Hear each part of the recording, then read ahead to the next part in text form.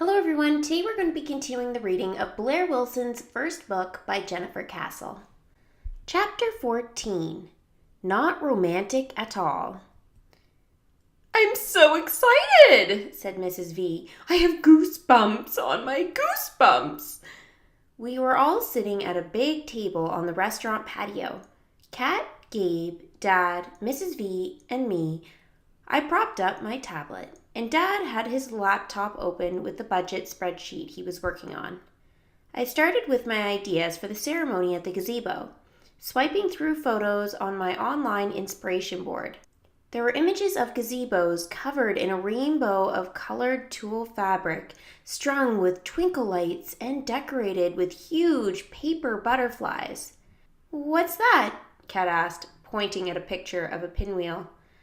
"I thought we could line the path to the barn with pinwheels," I explained. "They would look neat spinning in the sun." Kat opened her mouth to say something, but Mrs. V interrupted.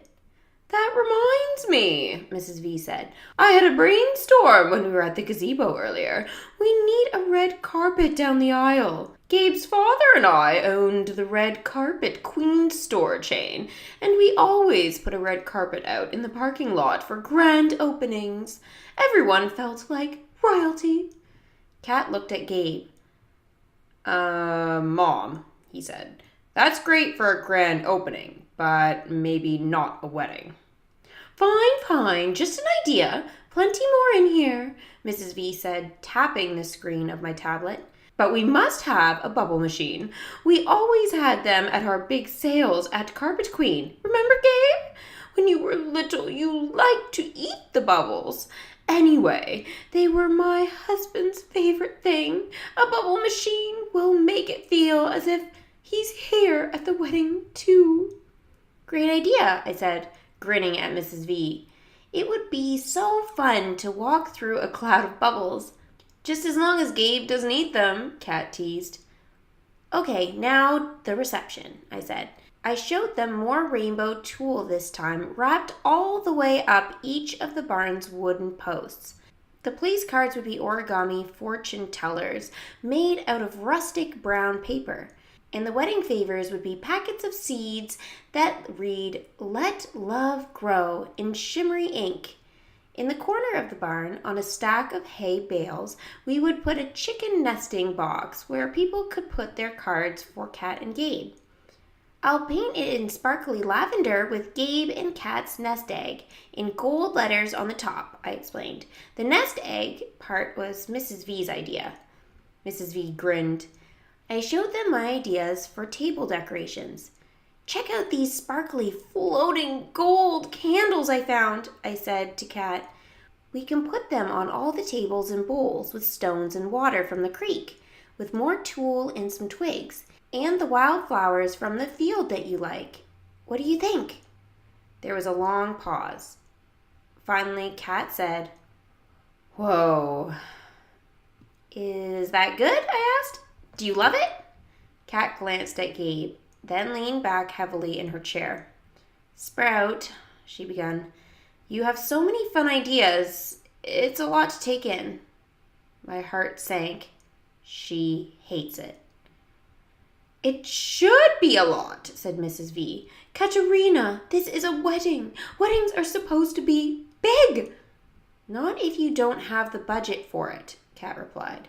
She pulled Dad's laptop toward her, quickly looking over the spreadsheet, shaking her head. "We can't spend this much." "So it's not the ideas," I wondered. "It's the cost?" "I can fix that. Piece of cake," exclaimed Mrs. V, snapping her fingers. "I'll cover whatever you can't." "Oh, no," Kat stammered. "I didn't mean to suggest that. I just want to keep things simple. More farm, less fancy." "I can do less fancy," I said. "What if we—" "Wait," Gabe interrupted. "I like some of the fancy. Those gold candles are nice." Kat looked at the spreadsheet. "Gabe, those gold candles are expensive." "Consider them my gift to you," Mrs. V chimed in. Gabe smiled. Kat looked away. The patio fell silent. I think I'll go for a walk," Kat finally said. She got up and left the patio. My stomach dropped. What just happened? Gabe got up and motioned for his mother to do the same. Don't worry, Blaire, he said to me. We'll get it all figured out. Mrs. V gave me a tight hug. I'll text you later, she said. When they were gone, I turned to Dad. Did I do something wrong? Dad shook his head. No, sweetheart. You did great. Kat and Gabe are still figuring out what they want. You've been thinking about all these ideas for a while now, but this was the first time they've seen everything together. He picked up his laptop. Let's put the planning on hold for a day or so, okay? Okay, I sighed. Wedding planning, it turned out, wasn't romantic at all. Ooh, I don't know what to think about what just happened in chapter 14. I think some of what Blaire had in terms of ideas was really cute, but I think even for me, I think it was a little bit much. I'm not totally sure how I even feel about some of the ideas, but yeah, we'll wait and see what Gabe and Kat sort of decide on in the next chapter. So hopefully you guys enjoyed this video. Make sure to give it a thumbs up. Also, don't forget to subscribe and hit the little bell for post notifications to the channel. Thanks for watching. See you soon.